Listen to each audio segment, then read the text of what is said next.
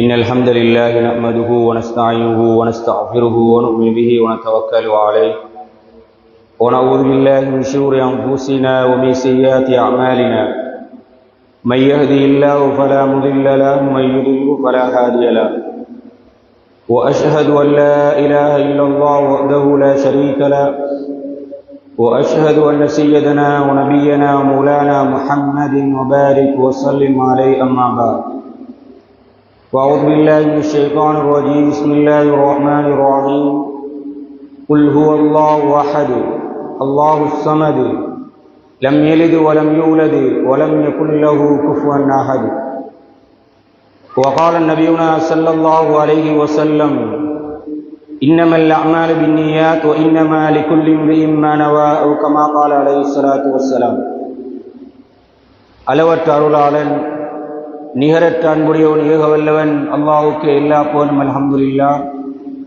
சத்திய தூதர் சன்மார்க்க போதகர் சர்தார் ஆலம் எங்கள் தலைவர் முஹம்மது முஸ்தபா ரசூலுல்லாஹி ஸல்லல்லாஹு அலைஹி வஸல்லம் அவர்கள் மீதிலும் அவர்களுடைய வாழ்க்கை வழிமுறைகளை பின்பற்றி வாழ்ந்த உத்தம சஹாபாக்கள், தாபியூன்கள், தபு தாபியீன்கள், நல்லவர்கள் எம்மவர்கள் அனைவர்கள் மீதிலும் அல்லாஹ்வுடைய சாந்தியும் சமாதானம் உண்டாவதாக. புனிதமிகு வெள்ளிக்கிழமை தினத்தில் ஜுமாவுடைய கடமையை நிறைவேற்றுவதற்காக வேண்டி பள்ளிவாயிலே இத்திகாவுடைய நியத்தோடு அமர்ந்திருக்கக்கூடிய அல்லாஹ்வுடைய நல்லடியார்களே, அன்பான இஸ்லாமிய சகோதரிகளே, பெரியார்களே, உலகத்திலே வாழுகின்ற போது அல்லாஹ்வும் அவனுடைய தூதரும் என்ன கட்டளைகளை எங்களுக்கு வழங்கியிருக்கிறார்களோ அந்த கட்டளைகளை எங்களுடைய வாழ்க்கையிலே முடியுமான வரைக்கும் எடுத்து நடக்குமாறும், எந்த விடயங்களை விட்டும் விலகி தூரமாகி தவிர்ந்து வாழுமாறு கூறியிருக்கிறார்களோ அந்த விடயங்களை விட்டும் விலகி தூரமாகி தவிர்ந்து வாழுமாறு முதல் எனக்கும் அடுத்தாமே அவங்களுக்கும் வசியத்தும் நசியத்தும் செய்து விடுகிறேன். கண்ணியமான பெரியவர்களே, சகோதரர்களே, இந்த உலகத்தை படைத்து பரிபாலிக்கக்கூடிய ஏகவல்லவன் அல்லாஹ் ரப்புல் இஸ்ஸத். அவன் தனித்தவன், அவனுக்கு நிகராக இந்த உலகத்தில் யாரும் கிடையாது. அவன் யாரையும் பெறவும் இல்லை, யாராலும் பெறப்படவும் இல்லை. அவன் யாரளவிலும் தேவையாகக்கூடியவனும் அல்ல. உலகிலே உள்ள அனைத்து படைப்பினங்களும் அவனளவில் தேவையாகக்கூடியவை என்ற ஈமானிய உணர்வோடு முஸ்லிம் சமூகமாகிய நாங்கள் இந்த உலகத்திலே வாழ்ந்து கொண்டிருக்கிறோம். கண்ணியமான பெரியவர்களே, சகோதரர்களே, அல்லாஹ் சுப்ஹானஹு வ தஆலா உலக படைப்பினங்களில் ஒரு சிறந்த, ஒரு கண்ணியமான, ஒரு சங்கையான, மகத்துவமான ஒரு படைப்பாக இந்த மனித சமூகத்தை ஆக்கியிருக்கிறார். அதிலும் குறிப்பாக ரசூலுல்லாஹி ஸல்லல்லாஹு அலைஹி வஸல்லம் அவர்களுடைய உம்மத்தாகிய சமூகமாகிய நாங்கள் உலகத்திலே வந்த சமூகங்களில் மிக சிறந்த ஒரு கண்ணியமான, ஒரு சங்கையான ஒரு சமூகமாக இருக்கிறது என்பதை அல் குர்ஆன் அடையாளப்படுத்தி இருக்கிறது. கண்ணியமானவர்களே, இந்த புனிதமான, ஒரு அழகான, ஒரு அற்புதமான இந்த இஸ்லாமிய மார்க்கம் அல்லாஹ்விடத்திலே ஏற்றுக்கொள்ளப்பட்ட மார்க்கம். அல்லாஹ் சுவர்க்கத்தை தருவதற்கு புனிதமிகு இஸ்லாமிய மார்க்கம் நிபந்தனையாக இருக்கிறது என்பதையெல்லாம் முஸ்லிம்களாகிய நாங்கள் அறிந்திருக்கிறோம், தெரிந்திருக்கிறோம். உலக வரலாற்றிலே முஸ்லிம்களுடைய பரவல், இஸ்லாத்தினுடைய பரவல், இஸ்லாமிய வேகமாக பறந்து இன்று கிட்டத்தட்ட 200 கோடி முஸ்லிம்கள் இந்த உலகத்திலே வாழ்ந்து கொண்டிருக்கிறார்கள். தனிநபராக ரசூலுல்லாஹி ஸல்லல்லாஹு அலைஹி வஸல்லம் அவர்கள் இந்த நபித்துவத்தை எடுத்து கதீஜா ரலியல்லாஹு அன்ஹா அவர்கள் மூலம் அதனை வியாபித்து அபூபக்கர் சித்தீக் ரலியல்லாஹு அன்ஹு அவர்களுடைய முழுமையான ஒத்துழைப்போடு இஸ்லாமிய சாம்ராஜ்யத்தை ரசூலுல்லாஹி ஸல்லல்லாஹு அலைஹி வஸல்லம் மதீனாவிலே உருவாக்கி முழு உலகத்திலும் இன்று இஸ்லாம் வியாபித்து காணப்படுகிறது. கண்ணியமான பெரியவர்களே, சகோதரர்களே, நாங்கள் இஸ்லாமியர்களாக இருக்கிறோம், இஸ்லாத்தை நம்பி இருக்கிறோம், இஸ்லாமிய கோட்பாடுகளை, கொள்கைகளை, வணக்க வழிபாடுகளை ஏற்றுக்கொண்டிருக்கிறோம். ஆனால் இந்த இஸ்லாம், இந்த தீன், இந்த மார்க்கம் எவ்வளவு தூரம் எங்களிடத்தில் இருக்கிறது என்பது மிக முக்கியமான ஒரு கேள்வி. ஹஜ்ஜுடைய அமலை முடித்துவிட்டு அனைவர்களும் ஹஜ்ஜாஜிகள் தங்களுடைய இருப்பிடங்களை நோக்கி செல்கின்ற இன்றைய காலகட்டத்தில், அதே நேரம் பலஸ்தீனுடைய பூமியிலே அந்த மக்கள் கடுமையான இனப்படுகொலைக்கு ஆளாகியிருக்கின்ற நிலையில் முஸ்லிம்களாகிய நாங்கள் இஸ்லாத்தை பின்பற்றுவதில் இருக்கின்ற சவால்கள், ஏன் எங்களால் இஸ்லாத்தை முழுமையாக பின்பற்ற முடியாமல் இருக்கிறது, அதற்கான காரணங்கள் என்ன என்பதை கட்டாயம் அறிந்திருக்க வேண்டும், தெரிந்திருக்க வேண்டும். கண்ணியமான பெரியவர்களே, சகோதரர்களே, உலக வரலாற்றில் இஸ்லாத்தை துடைத்தெறிக்க வேண்டும், இஸ்லாம் பரவக்கூடாது, இஸ்லாத்தை பின்பற்றக்கூடாது, முஸ்லிம்களாக இந்த உலகத்திலே வாழக்கூடாது என்பதில் மிக கரிசனையோடு, மிக ஆர்வத்தோடு, மிக மும்முரமாக செயற்பட்டவர்கள் யூதர்கள். ரசூலுல்லாஹி ஸல்லல்லாஹு அலைஹி வஸல்லம் அவர்கள் பிறந்திருக்கிறார்கள் என்ற செய்தியை அறிந்தபோது அவர்களை கொலை செய்ய வேண்டும் என்று அவருடைய பிறப்பு ஆரம்பம் காரணம் அவர்களுடைய வேத நூலிலே சொல்லப்பட்டிருந்தது. அப்துல்லா, ஆமினா என்கின்ற இருவருக்கு ஒரு குழந்தை, முஹம்மது என்கின்ற ஒரு குழந்தை பிறக்கும், அதுதான் எதிர்காலத்திலே நபியாக வரப்போ இருக்கிறது என்ற செய்தி. இதனை அறிந்த அந்த யூத சமூகம் உடனடியாக ரசூலுல்லாஹி ஸல்லல்லாஹு அலைஹி வஸல்லம் அவர்களை கொலை செய்ய வேண்டும் என்று வருகிறது. வந்து தேடுகிறது, நபி அவர்களை காணவில்லை. ஹலீமத்து சாதியாவிடம் நபி அவர்கள் இருக்கிறார்கள். அங்கே போகிறார். அங்கே சென்று விசாரித்த போது ஹலீமத்து சாதியா அவர்கள் தற்செயலாக மாற்றி இவருடைய தந்தையுடைய பேர் அப்துல் முத்தலிப் என்று சொல்லிவிடுகிறார். அவர்கள் சொல்கிறார்கள், இல்லை, எங்களுடைய வேதத்திலே இருக்கிறது, இவர் அப்துல்லாவுக்கு பிறந்தவராக இருக்க வேண்டும், எனவே இவர் நபியாக இருக்க முடியாது என்று திரும்பி விடுகிறார்கள். நபி அவர்கள் வளர்ந்து வருகிறார்கள். நபி அவர்கள் பிரயாணத்திலே வியாபார நோக்கமாக செல்கின்ற போது அங்கே ஒரு பாதிரியார் மறைக்கிறார். இவர் எதிர்காலத்திலே நபியாக வர இருக்கிறவர், நீங்கள் சென்றால் யூதர்கள் இவரை விடமாட்டார்கள், கொலை செய்து விடுவார்கள். மீண்டும் நபி அவர்கள் வாலிபத்திலே மீண்டும் செல்கிறார்கள் வியாபார நோக்கமாக. மீண்டும் அங்கே மறைத்து சொல்கிறார்கள், நீங்கள் செல்ல வேண்டாம், நீங்கள் ஒரு நபியாக வர இருக்கிறீர்கள். கண்ணியமான பெரியவர்களே, சகோதரர்களே, நபி அவர்களை கொலை செய்ய வேண்டும் என்பதில் மிக மும்முரமாக செயற்பட்டவர்கள் இந்த யூதர்கள். இஸ்லாம் பரவிவிடக் கூடாது, முஸ்லிம்களாக உலகத்திலே முஸ்லிம்கள் வாழ்ந்துவிடக் கூடாது என்பதில் மிக கூடிய கரிசனையோடு இந்த உலகத்திலே வாழ்ந்தவர்கள் யூதர்கள். நபி அவர்கள் மதீனாவுக்கு வருகிறார்கள். மதீனாவிலே இருந்தவர்கள் யூதர்கள். நபி அவர்களோடு இருப்பது போன்று மதீனா சாசனம் என்கின்ற ஒன்றை எழுதி நபி அவர்களோடு கூடவே இருப்பது போன்று இருந்து அஹ்ஸாப் என்ற யுத்தத்திலே, ஹந்தக் என்ற அந்த யுத்தத்திலே நபி அவர்களுக்கு எதிராக செயற்படுகிறார்கள். நபி அவர்களை கொலை செய்ய வேண்டும், அதுதான் அவருடைய குறிக்கோள். கண்ணியமான பெரியவர்களே, சகோதரர்களே, மதீனாவை விட்டு விரட்டி அடிக்கப்படுகிறார்கள். ஒன்றும் செய்ய முடியாது. நபி அவர்களுக்கு ஒரு சந்தர்ப்பத்திலே நபி அவர்கள் சாப்பிடுகின்ற இறைச்சியிலே விஷத்தை கலந்து நபி அவர்களுக்கு கொடுக்கிறார்கள் இந்த யூதர்கள், நபி அவர்களை கொலை செய்ய வேண்டும் என்று. லபீத் இப்னு ஆசிம் என்கின்ற ஒரு நபரை நியமித்து நபி அவர்களுக்கு சூனியம் செய்யப்படுகிறது, நபி அவர்களை கொலை செய்ய வேண்டும் என்று. இப்படியாக உலக வரலாற்றிலே நபி அவர்களை கொலை செய்து இந்த இஸ்லாத்தை இந்த உலகத்திலே நிலைநாட்டக்கூடாது என்பதில் மிக மும்முரமாக செயற்பட்டவர்கள் இந்த யூதர்கள் என்பதை உலக வரலாற்றிலே நாங்கள் அறிந்து கொள்ளக்கூடியதாக இருக்கிறது. பிதாயா வன் நிஹாயா என்கின்ற இமாம் இப்னு கதீர் ரஹிமஹுல்லாஹ் அவர்களுடைய நூலிலே மிக விலாவாரியாக இந்த செய்திகளை எல்லாம் எழுதியிருக்கிறார்கள்.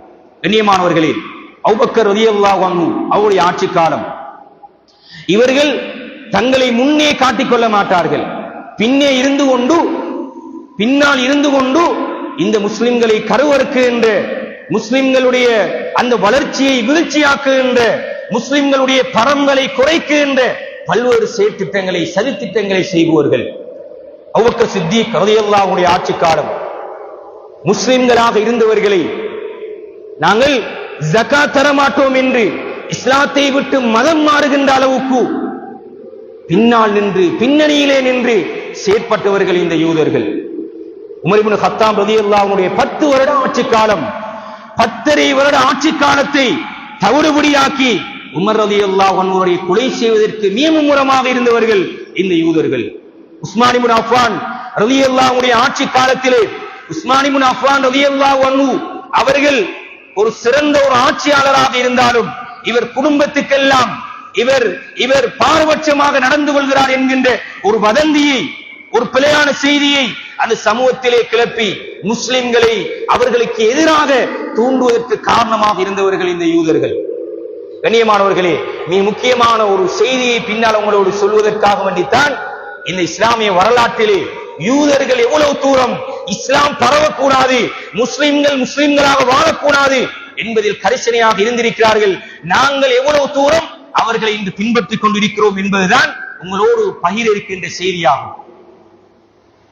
அலி ரலியல்லாஹு அன்ஹு ஆட்சி காலம், கண்ணியமானவர்களே, முஸ்லிம்களுக்குள் பிளவை ஏற்படுத்தி ஆயிஷா சித்திகா ரலியல்லாஹு அன்ஹா அவர்களுடைய தலைமையிலே ஒரு யுத்தத்தையே மூட்டி 15,000 முஸ்லிம்கள் கொலை செய்வதற்கு காரணமாக இருந்தவர்கள் இந்த யூதர்கள்.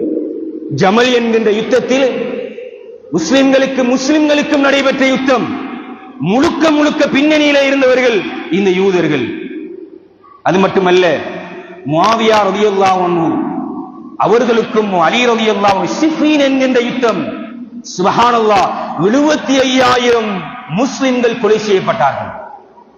யூதர்களுடைய இந்த பின்னணி, கண்ணியமான பெரியவர்களே, சகோதரர்களே, இவ்வாறான ஒரு படுமோசமான ஒரு சமூகமாக இந்த உலகத்திலே வாழ்ந்து இன்று வரைக்கும் முஸ்லிம்களை முஸ்லிம்களாக வாழ விடாமல் இஸ்லாத்தினுடைய பரவலை தடுத்து பேரளவில் எங்களை எல்லாம் முஸ்லிம்களாக வாழ வைத்துக் கொண்டிருக்கின்ற சமூகம் இந்த யூத சமூகம். இன்று என்ன நடக்கிறது? இவ்வாறான யுத்தங்கள் மூலமாக, சண்டைகள் மூலமாக, பிரச்சனைகள் மூலமாக இந்த முஸ்லிம்களை இல்லாதொழிக்கலாம், இல்லாமல் செய்யலாம், முஸ்லிம்களுடைய பரவலை தடுக்கலாம் என்று கங்கணம் கட்டி செயற்பட்டவர்களுக்கு விடையாக வந்ததெல்லாம் ஈமானை, முஸ்லிம்களுடைய ஈமானை அது அசைக்க முடியாது. பலஸ்தீனிலே பார்க்கிறோமா இல்லையா? 17,000 சிறுவர்கள் மட்டும் கொலை செய்யப்பட்டிருக்கிறார்கள். சுப்ஹானல்லாஹ், குழந்தைகள் 17,000 குழந்தைகள் ஷஹாதத்துடைய அந்தஸ்தை பெற்றிருக்கிறார்கள். 21,000 குழந்தைகள் எங்கே என்றே இன்னும் தெரியாத நிலையில் இருக்கிறார்கள். 30,000க்கும் மேற்பட்டவர்கள் ஷஹாதத்துடைய அந்தஸ்தோடு அங்கே வாழ்ந்து கொண்டிருக்கிறார்கள். கண்ணியமானவர்களை, அசைக்க முடியவில்லை, ஈமானை பலவீனப்படுத்த முடியவில்லை. அந்த உணர்வோடு அந்த முஸ்லிம் சமூகம் வாழ்ந்து கொண்டிருக்கிறது. குறிப்பிட்ட ஒரு சிறிய பிரதேசத்திலே நினைத்தால் அந்த நாட்டை விட்டு ஓடி இருக்கலாம், எங்களால் வாழ முடியாது, எங்களால் மரணிக்க முடியாது, உயிரை கொடுக்க முடியாது. இல்லை, பச்சிலம் குழந்தைகள் நாங்கள் தயார், ஷஹாதத்துடைய அந்தஸ்தை பெறுவதற்கு தயார், கலிமாவுக்காக உயிரை கொடுப்பதற்கு தயார் என்கின்ற நிலையிலே அந்த பலஸ்தீனுடைய சமூகம், அந்த மக்கள், அந்த குழந்தைகள், அந்த வாலிபர்கள் இன்று முண்டியடித்துக் கொண்டு உயிரை விட்டுக் கொண்டிருக்கிறார்கள். கண்ணியமான பெரியவர்களை, சகோதரர், ஒன்றும் செய்ய முடியவில்லை, அவர்களால் ஒன்றும் செய்ய முடியவில்லை. பலவீனத்துக்கு மேல் பலவீனம் அடைந்து கொண்டிருக்கிறார்கள் என்ற செய்தியும் உண்மையான ஒரு செய்தியாக இருக்கிறது. இவைகளுக்கெல்லாம் காரணம் ரசூலுல்லாஹி ஸல்லல்லாஹு அலைஹி வஸல்லம் ஒரு நன்மாராயமான ஒரு ஹதீஸை சொன்னார்கள். ஸல்லல்லாஹு அலைஹி வஸல்லம், சிலர்கள் மறுமையிலே மலைகளை போன்று நன்மையோடு பாவங்களோடு வருவார்கள், மலைகளை போன்று பாவங்களோடு வருவார்கள். சொன்னார்கள் ஸல்லல்லாஹு அலைஹி வஸல்லம். இமாம் முஸ்லிம் ரஹிமஹுல்லாஹ் அவர்கள் பதிவு செய்திருக்கிறார்கள், அந்த பாவங்களை எல்லாம் அல்லாஹ் சுப்ஹானஹு வ தஆலா யகூதிகளுக்கும் நசாராக்களுக்கும் கொடுத்துவிட்டு இவர்களை சுவர்க்கத்துக்கு கொண்டு போய் அனுப்புவான். அந்த சமூகம் தான் இன்று பலஸ்தீனுடைய பூமியிலே ஷஹாதத் அந்தஸ்தை பெற்றுக் கொண்டிருக்கக்கூடிய சமூகம். கண்ணியமான பெரியவர்களே, சகோதரிகளே, இந்த நிலையில் ஈமானை, முஸ்லிம்களுடைய அந்த நம்பிக்கையை அசைக்க முடியாது என்கின்ற நிலை வந்தபோது சிந்தனா ரீதியான ஒரு போராட்டத்தை ஆரம்பித்தார்கள். முஸ்லிம்களுக்குள் சிந்தனா ரீதியான ஒரு போராட்டம். ஆயுதத்தால், ஆள்பலத்தால் எதுவும் செய்ய முடியவில்லை. இங்கே நிற்கிறார்கள், பெரும் பெரும் ஆயுதங்களோடு நாங்கள் வருகிறோம், சிறிய கற்களை தூக்கிக் கொண்டிருக்கிறார்கள். ஈமானிய உணர்வு. எனவேதான் இவர்கள் சிந்தனா ரீதியாக போராட்டத்தை ஆரம்பித்தார்கள். கண்ணியமான பெரியவர்களே, சகோதரிகளே, இன்று நாங்கள் எதை சாப்பிட வேண்டும், எதை இந்த நாளிலே பேச வேண்டும், நாங்கள் எதை கொண்டாட வேண்டும் என்கின்ற தீர்மானிக்கின்ற உலக சக்தியாக அந்த யூதர்கள் இன்று மாறியிருக்கிறார்கள். கசப்பாக இருந்தாலும் உண்மையை ஏற்றுத்தான் ஆக வேண்டும். கண்ணியமான பெரியவர்களே, சகோதரர்களே, ஊடகங்கள் மூலமாக தங்களுடைய பிரச்சாரத்தை ஆரம்பித்தார்கள். குறிப்பாக உலக வரலாற்றில் உங்களுக்கு தெரியும், ரசூலுல்லாஹி ஸல்லல்லாஹு அலைஹி வஸல்லம் அவர்கள் இமாமாக இருந்த அதே இமாமியத் என்கின்ற அந்த பொறுப்பை ஹிலாபத்திலே இருந்த ஆட்சியாளர்கள் பொறுப்பெடுத்தார்கள். அபூபக்கர் சித்திக் ரலியல்லாஹு அன்ஹு, உமர் இப்னு கத்தாப் ரலியல்லாஹு அன்ஹு, உஸ்மான் இப்னு அஃபான் ரலியல்லாஹு அன்ஹு, அலி இப்னு அபீ தாலிப் ரலியல்லாஹு அன்ஹு, அதன் பின்னர் உமையாக்கள், அப்பாசியாக்கள், ஃபாத்திமியாக்கள் என்று உலக வரலாற்றிலே ஆட்சியாளர்களாக இருந்தவர்கள் இப்போது என்ன செய்தார்கள் தெரியுமா? முஸ்லிம் சமூகத்திலே பொறுப்பிலே இருக்கின்றவர்களுடைய அந்தஸ்துகளை, கண்ணியங்களை, கௌரவங்களை, மதிப்புதை, மரியாதையை இல்லாமலாக்கினார். மார்க்க விவகாரமா? அதற்கென்று இன்று வரைக்கும் அரபு நாடுகளிலே ஒரு மார்க்க தீர்ப்பு வழங்குவதென்றால் சாதாரணமாக ஒருவர் ரோட்டிலே, வீதியிலே நின்று கொண்டு கொடுக்க முடியாது. ஒரு மார்க்கத்தினுடைய ஒரு தீர்ப்பு, அதை சொல்வதாக இருந்தால் பல ஆராய்ச்சிகள் நடாத்தப்பட்டு, பல இமாம்கள், பல முஃப்திகள், பல துக்தூர்கள், அதிலே பட்டம் பெற்றவர்கள் எடுக்கின்ற ஒரு தீர்ப்பு.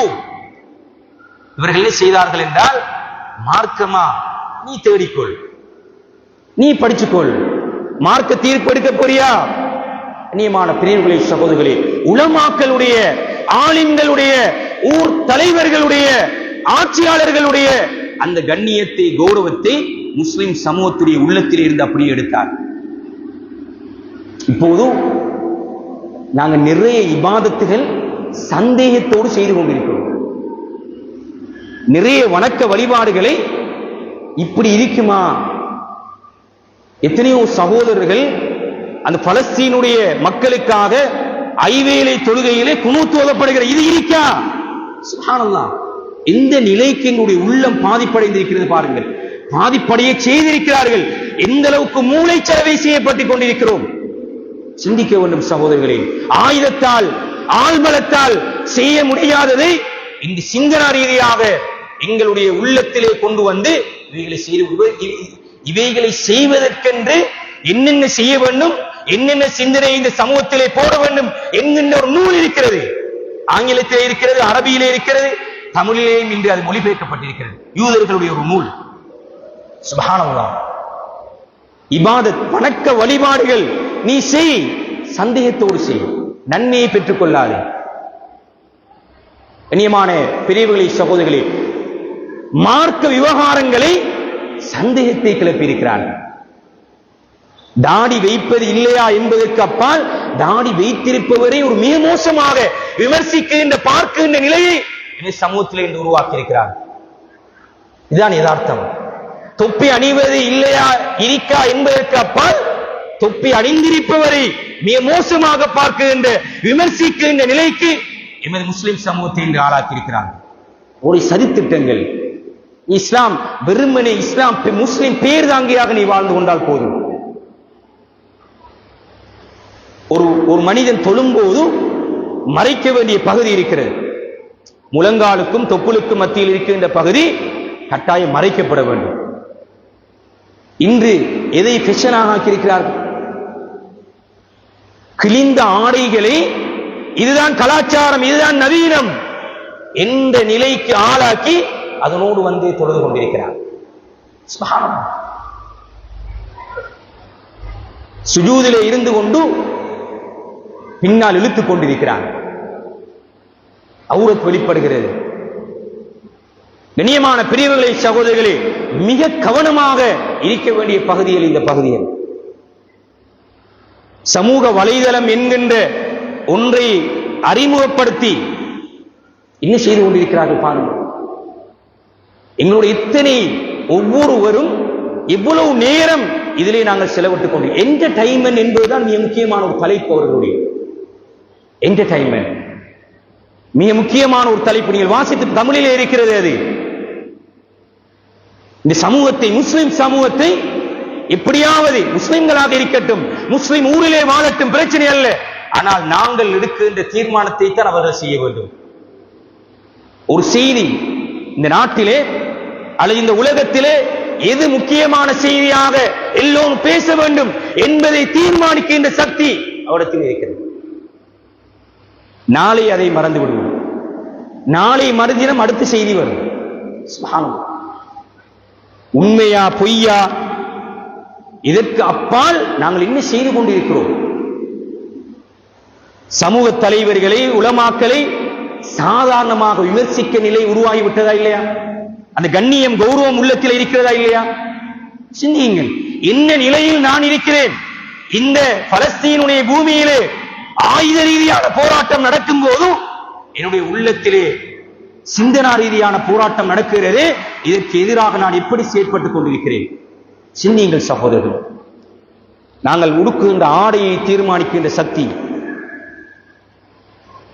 அவுரத் மறைக்கப்பட வேண்டும். எப்படி மறைக்க வேண்டும்? எப்படியாவது மறைக்க வேண்டும். எப்படியாவது மறைக்க இல்லை. அவுரத்தை மறைக்கின்ற பேரு இன்று எப்படி பெண்கள் நடமாடிக்கொண்டிருக்கிறார்கள்? சிந்தியுங்கள்.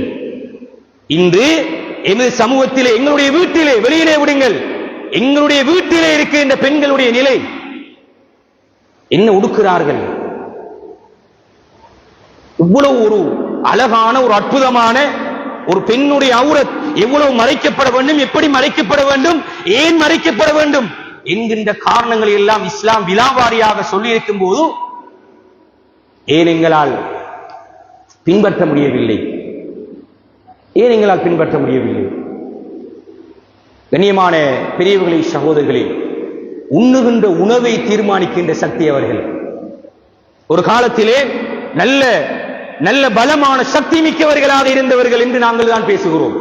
எங்களுடைய தந்தை, தந்தையுடைய தந்தை, எங்களுடைய முப்பாட்டனார் என்று சக்தி மிக்கவர்களாக பல குழந்தைகளை பெற்று இவ்வளவு ஆரோக்கியமாக வாழ்ந்தவர்கள் என்று பேசுகிறோம். ஆனால் இன்ன நிலை இன்று உருவாக இருக்கிறது. எப்படி இஸ்லாத்தோடு இதனை சேர்த்து பார்க்க வேண்டும் சகோதரர்களே? முழுக்க முழுக்க யூதர்களுடைய சதித்திட்டத்துக்கு பின்னால் நாங்கள் அறியாமல் சென்று கொண்டிருக்கிறோம்.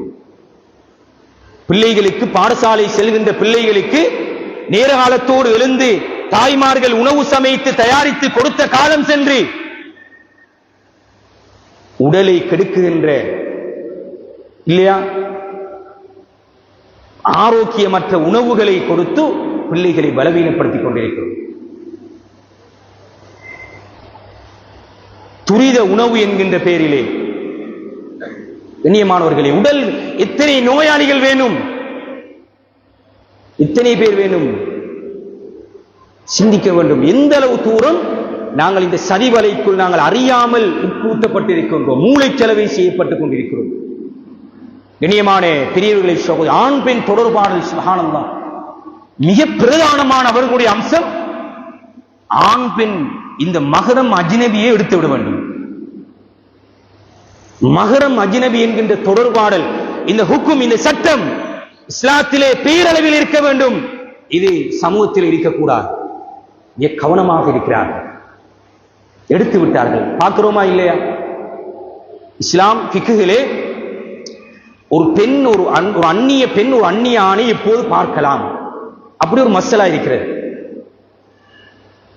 அதிலே ஒரு திருமணம், ஒரு கணவன் மனைவி திருமணம் முடிக்க போகிறார்கள். பெண் பார்க்கும் போது ஒரு கணவன் மனைவி திருமணத்துக்கு முன்னர் முகத்தையும் 2 கைகளையும் பார்ப்பதற்கான ஒரு அனுமதி அழகாக எழுதியிருக்கிறார்கள். ஒரு வைத்தியம் என்று வரும்போது, ஒரு பாதுகாப்பு தரப்பு, ஒரு பாதுகாப்பு, ஒரு நடவடிக்கை என்று வரும்போது, ஒரு கல்வி என்று வரும்போது, ஒரு கொடுக்கல் வாங்கல் என்று வரும்போது, இந்த நேரங்களில் பார்ப்பதற்கான அனுமதி இஸ்லாம் வழங்கியிருக்கிறது.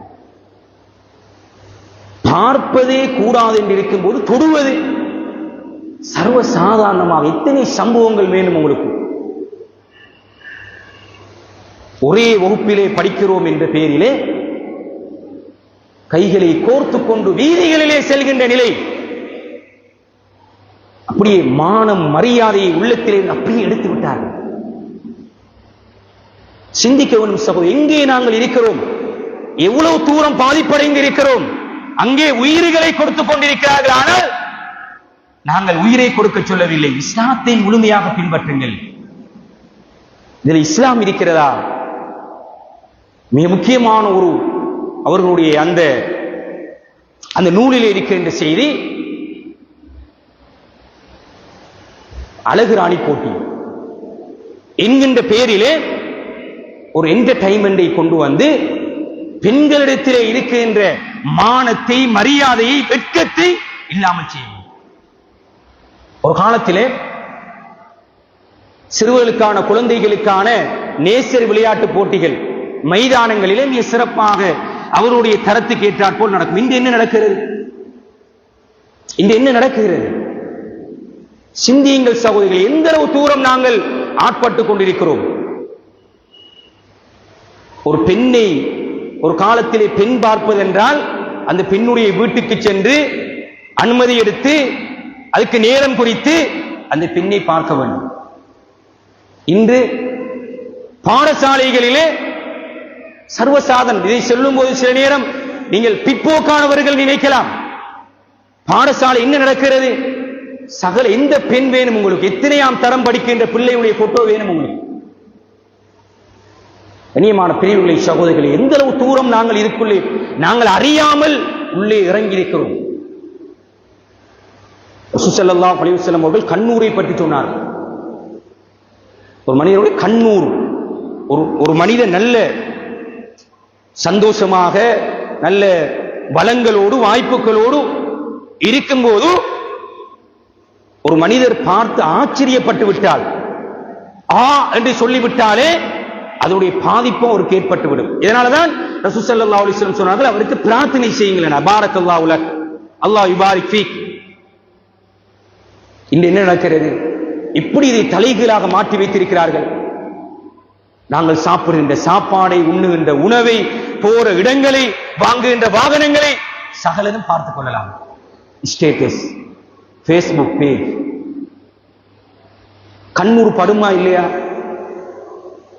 கண்ணியமான பெரியவர்களை சகோதரர்களே, உளவு நுட்பங்கள் இதற்குள்ளே இருக்கிறது. தெரியாது, அறியாமல் தெரியாமல் இதுக்குள்ளே காலை வைத்து நாங்கள் இறங்கிக் கொண்டிருக்கிறோம். கடைசியில் பார்த்தால் நோய், நும்பலம், பிரச்சனை, நஷ்டம், வறுமை, கணவன் மனைவிக்கு பிரச்சனை, பிள்ளை சொல்லு கேட்கிறான் இல்லை, வீட்டிலே சந்தோஷம் இல்லை, நிம்மதி இல்லை, பிரச்சனையை முறைப்பாடு செய்து கொண்டிருக்கிறோம். கண்ணியமான பிரிவுகளை இப்படி ஒவ்வொன்றாக வாலிபர்கள், சுப்ஹானல்லாஹ், அவருடைய மெயின் தாக்கத்தை தான் வாலிபர்களுடைய உள்ளத்திலே இருந்து இஸ்லாத்தை கலட்டி எடுத்து விட வேண்டும். தீனா மார்க்கமா அடுத்தது உணவு. இத்தனை சம்பவம் லிவிங் டுகெதர் வாழ்ந்து கொண்டிருக்கிறார்கள். சுப்ஹானல்லாஹ், எத்தனை இன்று அரேஞ்ச் மேரேஜ் நடந்து கொண்டிருக்கிறது. பேசி திருமணம் முடிக்கின்ற எத்தனை திருமணங்கள் இருக்கிறது. வாழ்ந்து விடுகிறார்கள். வாழ்க்கையே வாழ்ந்து முடிந்து விட்டது. அதுக்கு பின்னர் ஒரு சம்பிரதாயத்துக்காக திருமணம் நடைபெறுகிறது. இனியமான பெரியவர்களை சகோதரி, வாலிபர்கள் கவனமாக இருக்க வேண்டும். இந்த சம்பவங்களை பார்க்க வேண்டும். யூதர்களுடைய சதிகளை விளங்க வேண்டும். அந்த பச்சிலம் குழந்தைகள் ஷஹாதத் பட்டம் பெற்றும் போது ஏனென்றால் இஸ்லாத்தையாவது பின்பற்ற முடியவில்லை. கண்ணியமான பிரிவுகளை சகோதரிகளே, பள்ளி வாயிலே இருப்பதற்கு விருப்பம் இல்லை. இன்று எத்தனையோ பேர் சம்பிரதாயமாக தொழுகிறார்கள். இபாதத் செய்வதற்கு ஆசை இல்லை. ஏதோ அதான் சொல்லிவிட்டு தொழுதாக வேண்டும் என்று தொழுகிறோமே தவிர ஒரு உள்ளத்தால் உள்ளச்சத்தோடு உடல் அச்சத்தோடு எத்தனை பேர் தொழுகிறோம் யோசிங்க. எடுத்து விட்டார்கள். சமூக வலைதளத்துக்கு கொடுக்கிற இப்போது உங்களுக்கு தெரியும், கிரிக்கெட் போட்டி நடைபெறுகிறது. அந்த போட்டி அதிகாலை பொழுதிலே நடைபெறுகிறது. உங்களுக்கு எத்தனை வாலிபர்கள் தகவல் வேணும், அந்த போட்டியை பார்க்க வேண்டும் என்று அலாம் வைத்து எழும்புகின்றவர்கள். ஒரு விளையாட்டு போட்டியை பார்ப்பதற்கு அலாம் வைத்து எழும்புகின்றவர்கள். சுபஹ் தொழுகை இல்லை, சுபஹ் தொழுகை இல்லை. கண்ணியமான பிரிவுகளை சகோதரி, நான் மிக மிக சுருக்கமாக நேர முகாமைத்துவத்தை கரத்திலே கொண்டு, அங்கே பலஸ்தீனுடைய பூமி எரிந்து கொண்டு பற்றி கொண்டிருக்கிறது. விலங்குகளை விற்று சுப்ஹானல்லாஹ், சிந்தனை கூட பண்ணி பார்க்க முடியாத சம்பவங்கள் சகோதரர்களே. இரவிலே தூங்கினால் காலையிலே எழும்புவோமா என்று தெரியாது. கடுமையான கை சேதம். வீடு இல்லை, இருப்பதற்கு வீடு இல்லை. அகதி முகாமு போய் இருப்போம் என்றால் அங்கே அகதி முகாமே இல்லை. கடைசி ஒரு 266 நாள், இத்தனை 266 நாட்களாக ஒரு போராட்டம் என்றால் சுப்ஹானல்லாஹ். கண்ணியமான பிரிவுகளை சகோதரர்களே, அது ஆயுத ரீதியான போராட்டம்.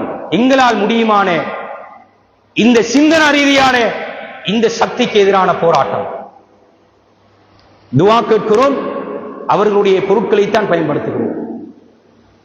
திருமண வீடுகளில் சென்று பாருங்கள்,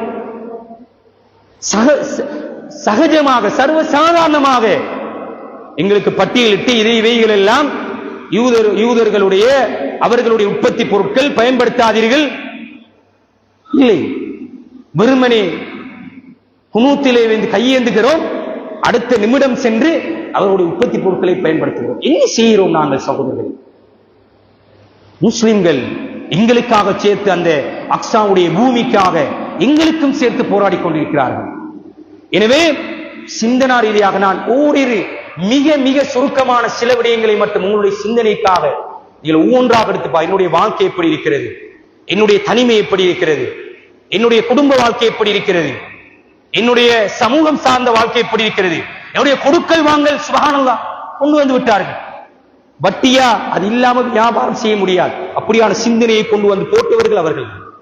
அவர்களுக்கு தெரியும் எங்க அடித்தால் இந்த முஸ்லிம் சமூகத்தை பலவீனப்படுத்தலாம் தெரியும்.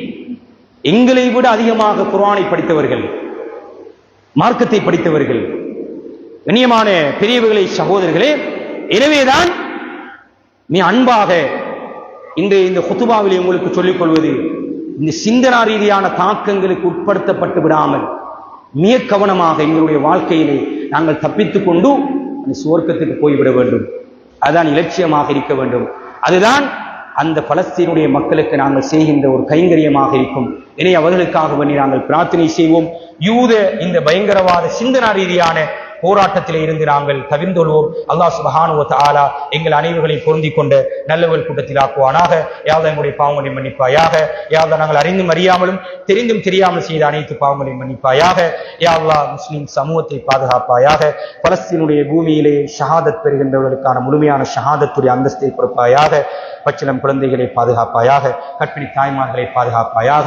அவர்களுடைய இடங்களை மீட்டிக் கொடுப்பாயாக. சுபிட்சமான சந்தோஷமான நிம்மதியான வாழ்க்கை அவர்களை வாழ வைப்பாயாக. எங்கள் அனைவர்களை பொருந்திக் கொண்டு நல்ல கூட்டத்தில் ஆக்குவானாக. وآخر دعوانا الحمد لله رب العالمين. إن الحمد لله نحمده ونستعينه ونستغفره ونؤمن به ونتوكل عليه ونعوذ بالله من شرور أنفسنا ومن سيئات أعمالنا من يهدي الله فلا مضل له ومن يضلل فلا هادي له وأشهد أن لا إله إلا الله وحده لا شريك له وأشهد أن سيدنا ونبينا ومولانا محمد وبارك وسلم عليه. أما بعد فأعوذ بالله من الشيطان الرجيم. بسم الله الرحمن الرحيم.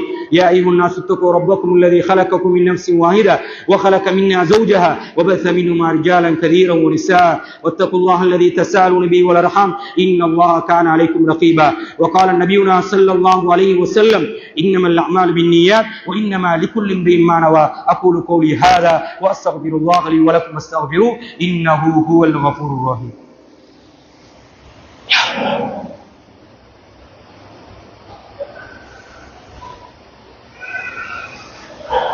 إن الحمد لله نحمده ونستعينه ونستغفره ونؤمن به ونتوكل عليه ونعوذ بالله من شرور أنفسنا ومن سيئات أعمالنا من يهدي الله فلا مضل له ومن يضلل فلا هادي له وأشهد أن لا إله إلا الله وحده لا شريك له وأشهد أن سيدنا ونبينا مولانا محمد وبارك وسلم عليه. أما بعد فيا عباد الله أوصيكم ونفسي أولا بتقوى الله. وقال الله تعالى إن الله وملائكته يصلون على النبي يا أيها الذين آمنوا صلوا عليه وسلموا تسليما. اللهم صل على محمد وعلى آل محمد كما صليت على إبراهيم وعلى آل إبراهيم وبارك على محمد وعلى آل محمد كما باركت على إبراهيم وعلى آل إبراهيم إنك حميد مجيد. وارض اللهم عن الخلفاء الراشدين أبو بكر الصديق رضي الله عنه وعمر بن الخطاب رضي الله عنه وعثمان بن عفان رضي الله عنه وعلي بن أبي طالب رضي الله عنه وعن الصحابة كلهم أجمعين. اللهم أعز الإسلام والمسلمين اللهم أعز الإسلام والمسلمين اللهم اغفر للمسلمين والمسلمات